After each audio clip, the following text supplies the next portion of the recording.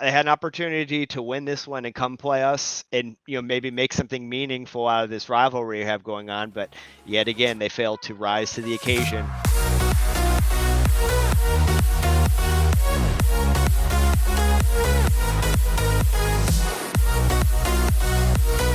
Welcome to the Almost Morados podcast on the State of Louisville Podcast Network. I am Zach. I'm Benton. We're very much in the home stretch now. One team We're in the thick of it. Yeah, one team knows their fate. The other still has games to play for. Kind of matches where I figured we were heading. Unfortunately. Yeah. A mixed bag this last weekend. Yeah. But we can focus on the good stuff first because it happened first. I was gonna say, if we're sticking with our chronological approach here, we get to do the fun stuff. By chronological order this week. Yes. Round so one. So we had a playoff game at Lynn. Oh, yeah.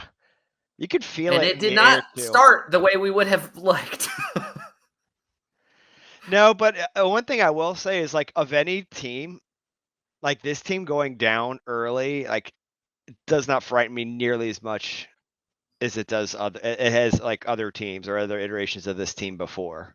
Yeah, well, and then especially, like, I mentioned it to my wife as the game was kicking off, but like with the way the North Carolina games had gone previously, I was like, what, one goal ain't gonna do it in this one. There are gonna be goals in this game. Yeah, I mean, particularly after that Memphis game where they went down by 2 like 20 minutes in and then just came roaring back. I'm just like keeping calm, especially when you have that much time. Like, I know goals change games, but this is also a team that doesn't seem to let those goals change how they play and change what they're trying to do. I was about to say, I'll have to go back and look, but it feels like any time they've gone down early this season, they've already had the lead by halftime, almost every game. Yeah. Yeah, no, there's probably something to that statistic. I know at least that Memphis one, that was definitely the case. And I'm sure there's been others as well. Yeah. That would not shock me at all. Yeah, I might have to dig on that. But I feel like they've had an incredible knack for already having the lead back by halftime when they give up an early goal. Yeah, they just score like at just such a crazy rate.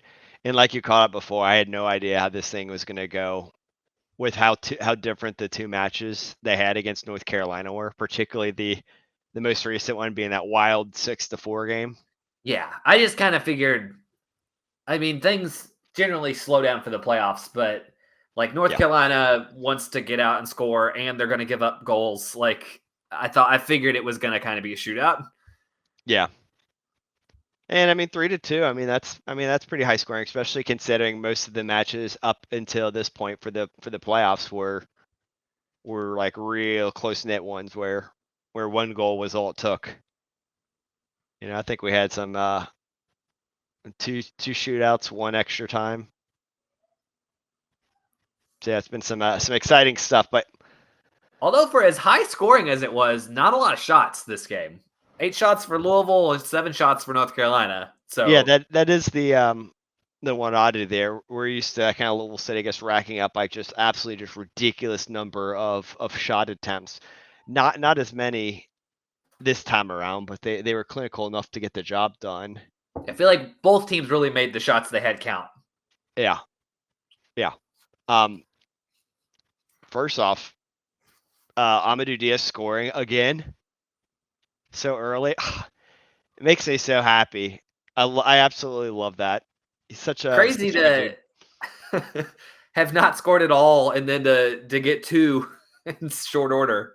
Sweeping header, and we didn't talk about this. I participated in the radio broadcast. We tried some like sideline reporting sort of thing, something we've never really done before, and so I was hanging out on whatever end Louisville City was attacking. So particularly for that goal, I had an absolutely just like outstanding angle and vantage point from watching that one. So that made that one extra cool having that sight line, because I usually more sit like central and aerial. I really like that higher level view.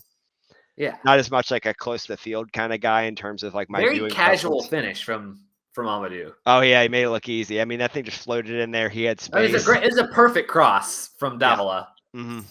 It was kind of funny. Like I was rewatching the broadcast, and they mentioned like uh how because McFadden had it in the corner, he played it back to Davila. It kind of seemed like the team ran out of options, and just he very casually just sort of put it onto the back post, and the cross was perfect, and the goal kind of felt like it just emerged out of nowhere.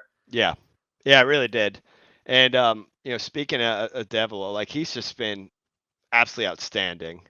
Got a goal and Another great assist game this from him. one. Like he's just so damn sharp, and you could argue he's one of the most important pieces of this team. I mean, you could make some good arguments across the board for any number of our regular starters, but I think you have a particularly strong case with what he's done, particularly in And comparison, looking back to like last specifically, season, where I don't think we were strong midfield wise. Davila and Perez linking up has been really good in the Mhm. attack, especially this last game. Yeah, The goal he scored is just a perfect pass from Perez. I feel like we had a lot of good opportunities that came from exchanges between the two of them in the build-up. yeah. And what was interesting, like early on in the game, like again, I was kind of in that corner over there, so I was on the side where the defender Batista was for North Carolina. He was amped. He was feeling the game. I think after he stopped, like he stripped the ball from McFadden or blocked one of his passes or something, kind of like let out like a primal like yell or whatnot. But that shit quickly died died off once Louisville City got cooking there. I feel like these teams they've got to really like hype themselves up coming in here and try to be real confident walking in there, but Louisville City Yeah. just continues to like just punch these guys in the mouth, Also, figuratively. I thought it was pretty great from Dia uh, post game to mention like he was glad he scored because he felt like that first goal was on him, and it was nice to get it back. I think just like very mature of him to be so candid Yeah, post game on that first goal. and we didn't really talk about like the lineup selection, largely because it's mostly been pretty normal. It's been But pretty like, static. but I do like starting with Dia in this playoff scenario, particularly because you get this like level-headed, even keel guy who's a veteran.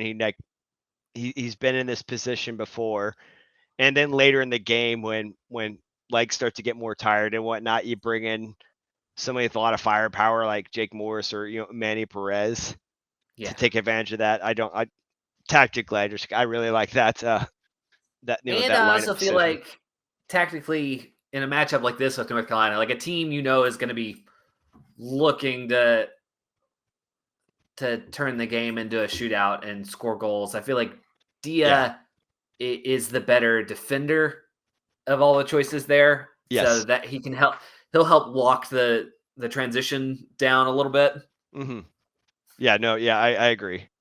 I mean, otherwise, like the lineup was pretty much the same. It's just some of those outside Yeah. backs we've seen just kind of a lot of flipping flopping throughout the year for different reasons. So, I did want to call out that the decision to approach that one how it was done. But after Louisville City got their first one, like my fears kind of largely went away. At a tie ball game when you're at home, you get a lot of confidence that if any team's going to be the one to come back or break the deadlock, be the home side. I mean, obviously they go on the score just a couple minutes later, then make Yeah. it three, relatively early in the second half. Got a little dicey at the very end though. It did, yeah. I mean, I feel like the whole second half was just kind of weirder. Is a little bit more, I guess, defensive oriented for Louisville City. Obviously they did concede the one late, it's essentially a garbage goal. But I do have to shout out Loss because he did make towards the end of the match. I can't remember if it was before that last goal or after. He made a Right pretty before. huge diving stop. Yeah. Okay. Thank you. I knew it was pretty close proximity. But I mean, I could have radically changed things. Then you're talking about extra time, maybe a shootout. So Yeah. So, like I said, not the way we would have wanted the match to start and end, but like extremely solid through the middle.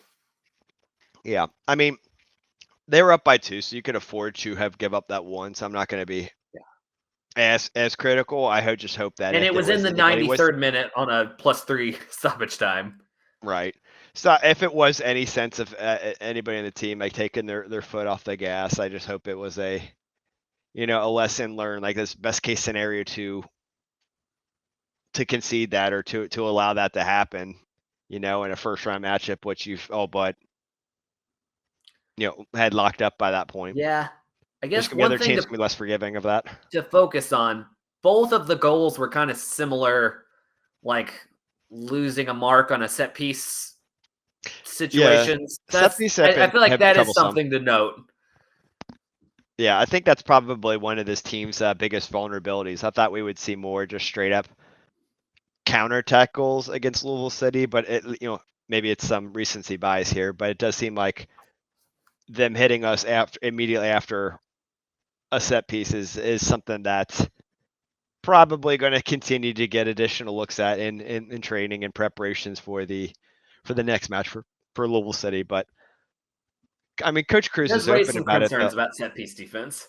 Yeah, what was it? Was it the Phoenix match, or I think it was the Phoenix match? Talking about the conceded goal there was in a very similar fashion, and Coach Cruz is pretty open and honest that it wasn't on the players per se, but more so tactically how the team has approached it, being as aggressive as they were. So and it's worked out most of this year. So let's hope that they can continue to minimize the negative impacts of that. Because there's just not like one tactical strategy that's going to cover all your bases, super efficiently, right? There's always going to be some sort of downside there. Can we talk about that goal line clearance from North Carolina on I think it was a Perez shot. He got Oh, I forgot about that one. Yeah. he chipped. I think they got past the keeper. He chipped a defender, or he chipped the keeper maybe. Uh, and one of the North Carolina players tracked back and kicked it over the top of the goal from about 2 foot in front of it. One of the most incredible recovery plays I've seen. Like should have been 4-2 if not for an incredible play. I just wanted to shout that out. That was some really nervy defense there. As for neutral fans, like this goal line clearances, my gosh, I can't talk. Are always a lot of fun and particularly exciting. Yeah. Obviously, we Well, were especially one like that where we have like vested you're interest, so that running was full speed stressful. towards the goal. So the only direction you have to clear it is straight up, basically. Anywhere but where the ball is currently heading. Yeah. So, I mean, they're pretty solid performances all around. Otherwise, for Louisville City, shout out to Wes Sharpie for filling in for Arturo Ordonez and I think doing a pretty admirable job in doing so. Do we have any you're more in the loop than me. Do we have any word on the Ordonez situation? Should we So I, expect I Sharpie I for actually the didn't know playoffs what or I didn't know what the injury was, but I saw in on hand? that, yeah, that's what I was gonna say. I saw somebody post something about hurting his hand in the San Antonio game. He got So I didn't actually. Good. his finger was going in the incorrect direction, I think, from what I saw. Oh, I didn't. Yeah, I didn't see what it was, and I didn't probe on it. I was understanding that he could be back at any point now, but I guess we'll Yeah, I find out heard it later was a this week. pretty I'll need like to gnarly like ask finger about it. injury. I don't know. I don't know if it was like a dislocation or a break or if he just sprained it real bad. But Yeah. yeah, Ugh. Well, good thing we have depth that we've been boasting about all year. and that is the sort of thing like push comes to shove, you could probably wrap that up and Oh, get turn through turn your hand the into a game if you club. need to. I think we're blessed with having the depth to not have to shove anybody out there Yeah, I think it's in a better not situation to like that. not to force it if you don't feel like you have to. I mean, Wes has been a starter before. He's incredibly serviceable. He could probably start on a lot of other teams in the league. So that doesn't his absence doesn't like, super concern me. Obviously, he's reigning defending player of the year, or defender of the year, I should say. So you kind of want him in the mix. But yeah, I mean that was it for North So Carolina. Got the job done. do you want to talk a little bit about around the league? Where we're at with the playoffs? Yeah, like we said, it was just there are quite a few matches that were pretty close there. Particularly Pretty the much all close matches. I think Colorado beat Oakland 2-0, and that was the biggest win of the entire first round. yeah, margin wise. I don't know if you saw this, but I got to see the right at the conclusion of the Louisville City game, the shootout between Detroit and Tampa. That was some wild fun stuff. Yeah. The Tampa's moving on out of that one. Tampa's keeper was really getting into that. It was pretty electric to see. It was actually Jordan Farr, the old keeper from San Antonio. Oh yeah. Yeah. So that was pretty great seeing the Detroit people get knocked out at home. Ouch. Sucks. Ooh. Yeah. Well, you Pittsburgh got your wish. You didn't want to. You want to see Detroit, you said. So. see him lose. Yeah, I always do. Uh, I think it would mean more if we were to play like in the West, I noticed the USL show. Every single host picked Phoenix to win in the 1-8 matchup out west. And New Mexico took care of business. I think that was their first home playoff victory because I guess they've not are they had a the lot of Road home Warriors? playoff games. Yeah. Wow. Uh, Good for them. so New Mexico took care of business, 1 seed out west. Yeah. I was really hoping that Pittsburgh was going to do us a real solid. That didn't pan out. That was also a little bit wishful thinking. It's a close one. Charleston's moving on there. Indy, Rhode Island, that was a really good game. Look, Rhode Island advances 3-2. That's who we'll be playing next round. I tweeted this out like before the playoffs began that Rhode Island scares me, and not just because they've won at home, but they've really seemed to kind of like found their own identity. They've gotten pretty hot, and they're the kind of team that's like that is going to be that kind of saying this phrase like, why not us? We're going to be the underdog pretty much in any scenario we enter in these playoffs. Why not go out there and play freely and make something happen, right? And they're going to come in with this confidence, knowing that, hey, we're that one loss at home for Louisville City to the 16 wins they have at home. So it's going to be scarier than what you like, than I think what we otherwise would have thought. Yeah. And that the score line from that optimistic case is maybe that loss poked the bear. Yeah. So they're going to get a very, very sharp Louisville City.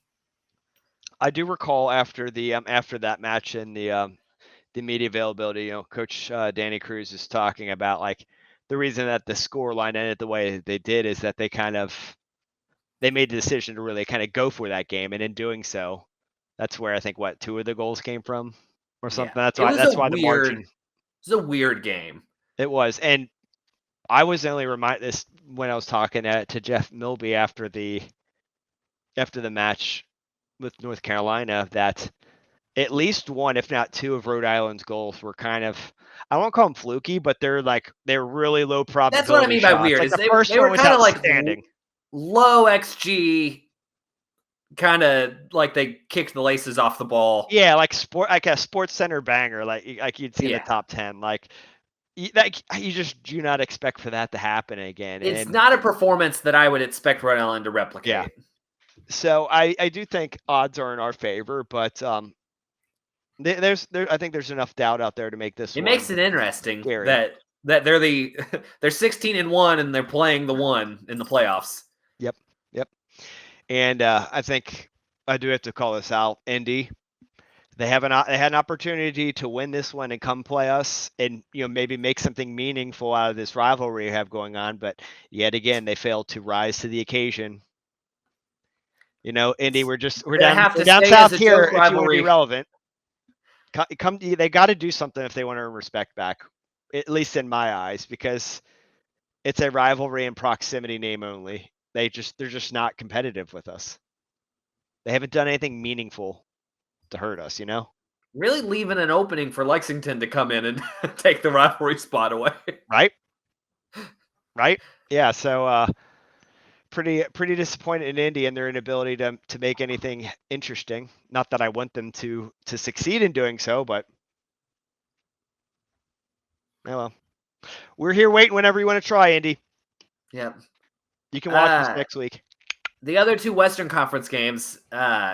So Las Vegas advanced to get Sacramento. Las Vegas is finally not terrible this season. It's still, I don't believe it every time I see it. Yeah, right. Every time I see the rankings, I feel like something's wrong. Well, not only Las Vegas being good, but Sacramento just kind of like fell off a cliff there at the end. Yeah. You know, like they were strong for a lot of the season, and then they kind of just sputtered to the finish line. They were vying for one of those top spots in the West, and then kind of just drifted downwards. Then a first round exit, and all of a sudden Mark Briggs is out. Which wonder if there's more there. A lot of teams already kind of fighting over Mark Briggs. I've already seen a lot of rumors floating. Yeah, as he should. He'll definitely be somebody who will have his probably have his pick. And then last game, Orange County advanced past Memphis. Dude, Memphis, like after watching them just quit by the 60th minute against us. They didn't have it. I had zero chance in my mind that they were going to do much of anything in the playoffs. Yeah. I just you gotta have that dog in you for the playoffs. I was just remembering how we were making fun of their kits, and then we realized they were breast cancer awareness kits.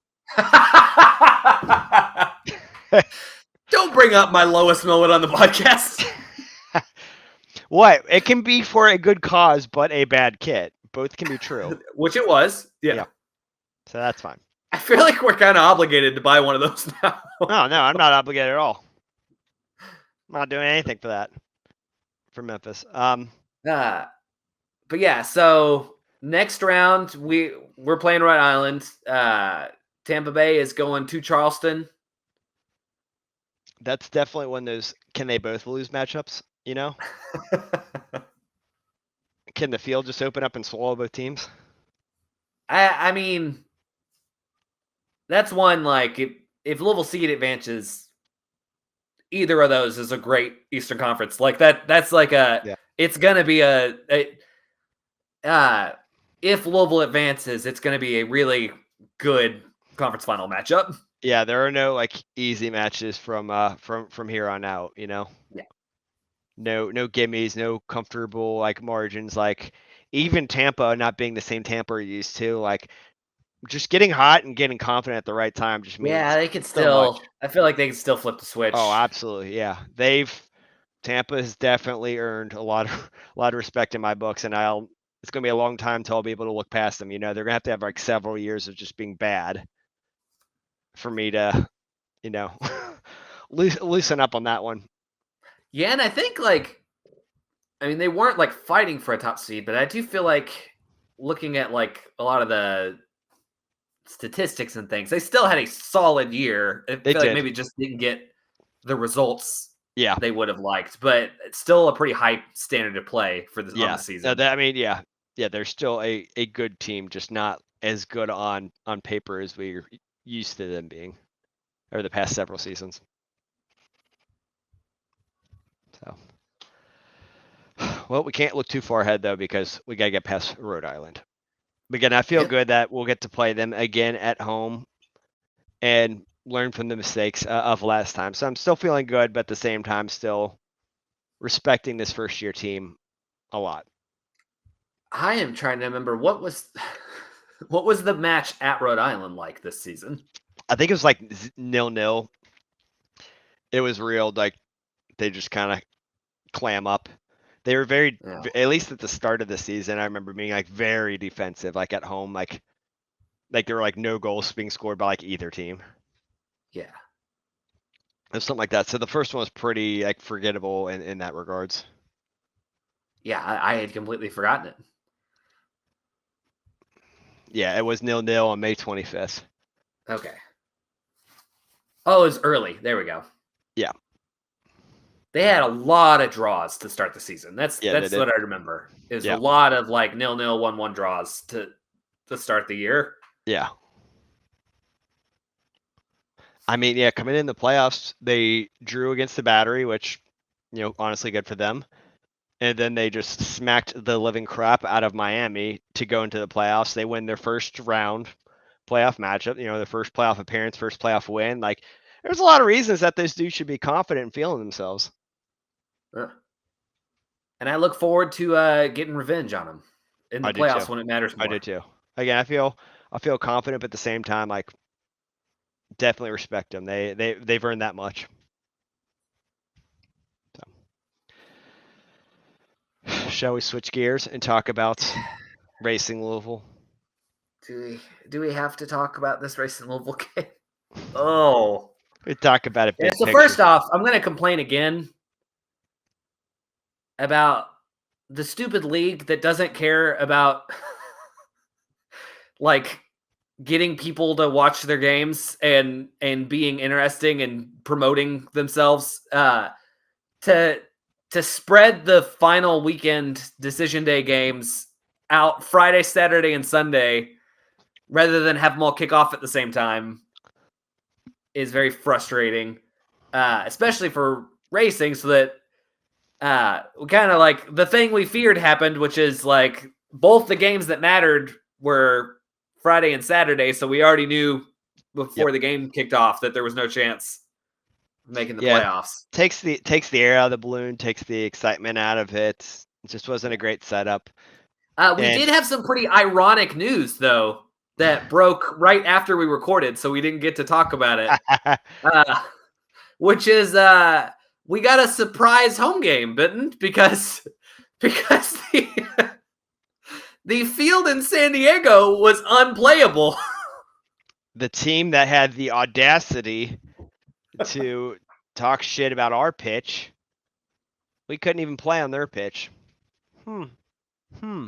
Can I just mention, though, the commentator crew started the game off by saying, like, it's kind of interesting that they're playing here, since Louisville also has a reputation for the field not always being up to snuff. I was like, what are you talking about? There's not a reputation. San Diego, and only San Diego that complained about that. Yeah, Casey Stoney was just trying to do what she. Yeah. This is the one where she let Alex Morgan go hang out at the Taylor Swift concert, but it was because of the field. And legitimately, that was right after that stupid concert, and so the field looked terrible for several weeks after that. Honestly, so it's still better than even in that state. It was a lot better than other pitches in the league. Yeah, no NFL teams playing on it. So, but yeah, it was weird. Like they brought that up as if it was like a thing and not just something that happened one time after a concert that San Diego was making excuses about. But then they were like, although the field looks really good for playing 3 games on it this week. I was like, yeah, it's a soccer field. They take care of it when there's not concerts. I honestly think it's even more ironic about like not being able to keep the pitch in great condition when you're in California and all year round is pretty prime time to grow grass. Meanwhile, we're out here in November in Kentucky. It should be a lot easier for them. San Diego's kind of in the desert. I mean, like not really ideal grass growing situation in Southern California. Not a place famously known for its greenery. They can water it whenever they want. It's not like they're relying on the rain. And not to mention that it's, again, November, so it's not like you're dealing with like extreme Southwest heat. Yeah. Down there. It's the one that makes the least sense to me is Portland playing on turf. Because like Portland is literally ideal grass growing situation. It's like 70 degrees and raining all year long. They're in a rainforest up there. That's probably more of a product of being an MLS 1.0 setup. Yeah. More so than anything else. I'm sure if they had their pick today, they'd have real grass. Yeah, that's the best spot in the country really to be playing on a turf field because you get ideal conditions there. I will give I'm not giving a pass. It's very fun. It's so karmically perfect that that's the team that had to reschedule the game because of unsafe playing conditions. Oh yeah, I ate that up. So that was our win for the weekend for racing. That little fun bit of irony because we didn't beat them on the pitch. Okay, now we got to get to the actual game, which sucked. Yeah, I did the transition, so now you have to. Yeah, so They also gave up an early goal and did not respond. It's like they speed run these early goals. How many times have somebody scored within the first 5 minutes of a game from Good Racing? Lord. What was this one? It's at least twice. It was like a minute and a half. 3 minutes is what it's marked. 3 minutes. Okay, felt like a minute and a half.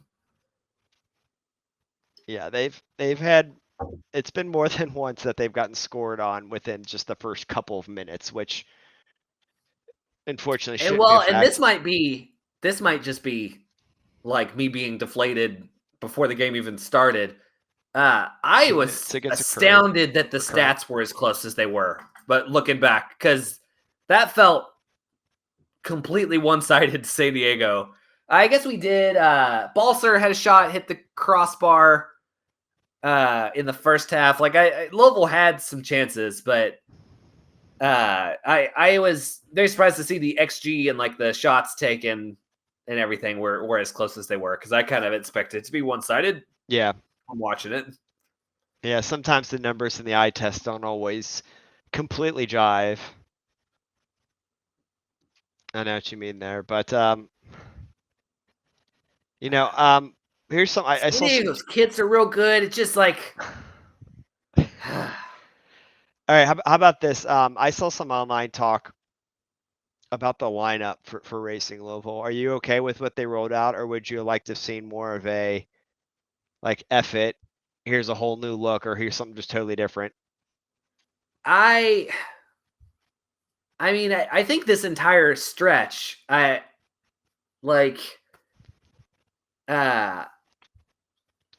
have been surprised. I mean, like they've been fighting for a spot up until this game, but I would have expected to see more of like Clegg and Metolo. I murdered that. That's Malafo. Yeah. Clegg made it into the game at least. We got to see some garbage time from her. Angela Barron too. Did she get in? Has she gotten in before? I'm looking, and so far the answer is no, because I don't think she had. Yeah, but I don't see it.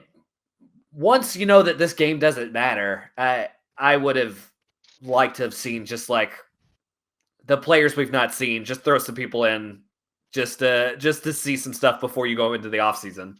Right? Yeah, just like kind of test out a new look. And I forget who I saw. We got the worst of both worlds because we ran the normal lineup and got killed. So we didn't get to see new players and we didn't get a win. Yeah. Yeah, we finally got that Sears start that a lot of people have been continually asking for. I mean, I know she started before, but got it on coming off of her national team. Quite good national team showing. Yeah. Yeah, it was a lot of fun. Really happy for her, and hoping a little bit of that magic would carry over into this one. But like, again, it didn't matter for anything, so I'm not gonna overthink that. I read it, so this makes me think like we were talking about like players not getting minutes. I mean, the team's not stacked. I think I do feel like we had a playoff caliber roster. Yeah. So I don't think that's an excuse for not making the playoffs. But also, like, it's clearly not like a top 4 team in talent or anything. I think we were in alignment with that from the but get-go. It seems like it's which we'll do a season recap episode and probably get more into it. But really down the stretch, that it didn't seem like we got the most out of our players, especially like you saw Sears, who has been strong but not playing a lot of minutes, did great for the national team. Mm-hmm. I mean, it feels like DeMello, just tactically, we did not do a good job this season getting the most out of her. Yeah. I feel like I saw. Oh gosh, I don't. I will. I'll have to look it up to throw up a link. But on Blue Sky, someone posted some passing charts from the last from the games that Flint and DeMello were on the field together for the longest, and it was like the passing network. There was just no line connecting Flint and DeMello. It's like team as it's constructed, that should be The biggest line. like a very, very strong link up. Yeah. And so it does bring into question, like, the team really did not tactically make the most of the pieces they had this season. And so, like, do we have concerns like that we're going to be able to reverse that trend next season? So yeah, I mean, I think we knew that it was going to be. There's definitely going to be a learning curve for Bev becoming a head coach, and that might partly be because of that. So I'm hoping that after this season and having time to digest things in the off season, that she comes in, I guess, a little bit more open minded on some of the lineup stuff. I know on Soccer City we've talked about Katie Lunton playing out of the back. How she's just not comfortable with the ball at her feet. You either got to get a goalkeeper that can do that, or just move on from that strategy because your number one keeper isn't too competent in that area. Yeah. That's fine. We all have strengths and weaknesses. It's just you gotta play to those. I mean, I've definitely been fired in Football Manager before for trying to make a team play in a way in which like it didn't align with their skill sets. I know it sounds like a dumb comparison there, but like I feel like I get that after that experience. I'm trying to fit a square peg in a round hole, and you learn from that. So I hope that there's a little bit more flexibility and thoughts and approach to the team next season. And I'm very curious to see what the hell is going to happen this offseason in I do terms feel of the like roster. I'm about to say, I feel like Balser was a bright spot to close the season out. Like, I feel like she came in and slotted in just fine. Like, Mm-hmm. did what we needed her to do. So like, who knows how the offseason goes, but like if Balser's still on the team next year, I feel confident about that spot. Yeah. I know not every one of Ginny and Becky's games have been great, but she's won. She's got some respect in my book. She's a winner. Taylor Flint's done well. Erstig's kind of probably lost a step, so that's now all of a sudden I feel like we have even more of a center back situation. The evergreen like center back pairing, we've never been set at that position. I feel like the entire life of the team, we've never had a center back pairing that I felt great about. I feel like after having seen this season, we saw her, her play decline even more. So I mean, how old is she? Yes, 30, 34, be 35 on there. I mean, like, oh, that's nothing. To be expected. That's younger than me, so she's still good. But to play at the at the height of the sport, that makes things different. So yeah, like I feel like need a succession plan there. Like if we're rolling with Balser at striker next season, that's solid. That's starting caliber. Like that. It's weird. Like it feels like we had the midfield pieces this season, but was never able to figure out how to get everybody on the field at the same time and playing together in that midfield. And then the back line just like feels like it needs to start over from scratch, just about. Yeah. It's going to be a particularly interesting offseason. I think it's going to tell us a lot, not only in terms of what to expect in 2025, but even beyond. Like, I think it's going to be a very particularly pivotal and impactful offseason for the team. In terms of like what their intent are. With the draft not really being a thing anymore. I mean, they're just going to have to straight up sign these people. You can't just bank on getting these draft picks. Which cuts both ways. I think, like, honestly, they've not made the most of the draft picks, really. Mm-hmm. So I think they've barely. I don't think they've ever signed more than half of the players they drafted. Yeah, I didn't love the draft, so I'm not gonna like. Yeah, so I don't think it's a huge miss for the team there. There have been situations because we've got a pretty well built out academy. We've got the Racing 2 team in the USL.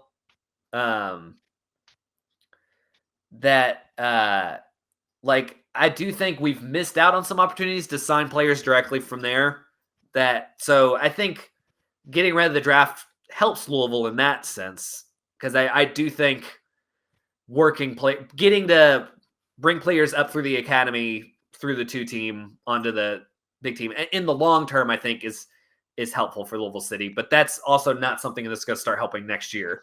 Yeah, I mean, it's for Racing. That's going to be a big jump from this this 2 team to playing in the NWSL. Like I feel like that's several steps up. That's Yeah, I be a just big mean jump for like so many players. we have seen from Louisville City like the dividends that the academy system has played, Mm-hmm. and it's the same setup for Racing. So I do think like long term, I think that will be an asset for the team. Right? Yeah, but yeah. like the academy players aren't going to be helping next year. That they're going to be helping 5 years from now. Yeah. No, yeah. It's a longer runway. That's it. So in the long term, like that is one thing that gives me confidence. Is I do think, I would say that their academy is one of the better in the league, if not competitive with anybody else. Mm-hmm. So I do think the longer that goes, the more of an asset that will be. But probably in the short term, losing the draft hurts a little bit. Yeah.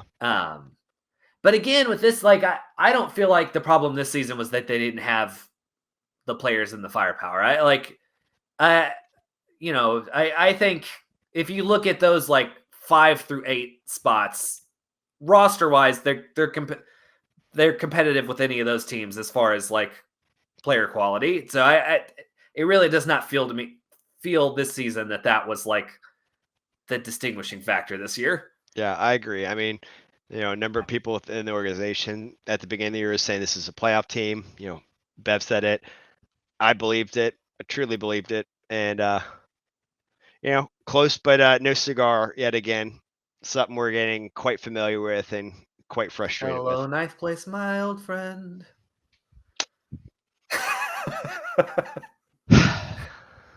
So, yeah, like you said earlier, though, we'll have an episode dedicated to talking about big picture season review as a whole. So we'll dive more into this stuff, but I know this is some of the not how we would have liked to close the season. Even not making the playoffs, it would have been nice to go out on a win, especially with the surprise home game. Yeah, but I was gonna say for the people who were able to attend, nice surprise having one more home game you weren't expecting. Got a free game. That's good. Yeah. So. Well, if you have season tickets, you got a free game. Yeah. All right. Well, Zach, before we wrap things up, I gotta learn about your recommendation for the week that you want to share with the people. So we had Halloween last week. We did a big. I am a big fan of trick or treating, so we built a big not big, but we built like a mad scientist lab in the front yard for trick or treaters. It was really fun. I built a little old tube TV. I think is it behind? No, it was behind me for a couple weeks, but CRT. Yeah, I had a little CRT built into the Mad Scientist Lab console and had old black and white like Universal monster movies going the whole night. There you go. So my recommendation, we watched the original Frankenstein, the 1931 Frankenstein, and the original Invisible Man, because they were mad scientist adjacent. Mm-hmm. And they were both real good. I think that first Frankenstein is like really well shot. There's a lot of very iconic moments from it that like rightfully so, because I think it's just like the cinematography and the atmosphere is really good in that. Mm-hmm. And then I think it was kind of on purpose, but I thought the Invisible Man was hilarious. He's just like, I don't know if you've seen that one, but because I guess there's sort of I think all of the Invisible Man movies kind of get into this, but like the invisible stuff makes you go crazy and mess with your mind. But he's just like a huge dick in that to everyone in like a way that's like he's just like flipping people's hats off their head while they're walking down the street. I think he pushes over a stroller with a baby in it at one point. Yeah. So those classic Universal monster movies are great, but specifically Frankenstein and Invisible Man, I can recommend because we just rewatched those. You know, I said right before we start recording, I would think on what my recommendation was because it's coming out dry. But all I've been doing still is playing Metal Gear Solid, so I'm going to double down on that for a second week. Man, you can double up. I mean, it's you got that whole like awesome, iconic everything that you love about Metal Gear Solid, and it's like it's kind of like more open-ended, sandboxy kind of game. I don't know, it hits. It like checks all the boxes for me. I'm really into it right now, so. For a second week in a row, I'm still recommending Metal Gear Solid 5. A game that came out like 10 years ago. I think it did come out like 10 years ago now. But I recommended 2 movies that came out 90 years ago, so we're good. We're a little behind the times. So. All right, Ben, you wanna let these people get back to their business? We'll let them get back to their business, and next week we'll talk about hopefully a Louisville City win because they are remaining hope in the calendar year of 2024. I don't know. We have high hopes for them. We might have a few more episodes with them. Let's see. Fingers crossed, though. One game at a time. Next up, Rhode Island. All right. Thanks, guys, for tuning in. Catch you guys next week. Bye, Miss Morados. Bye, y'all.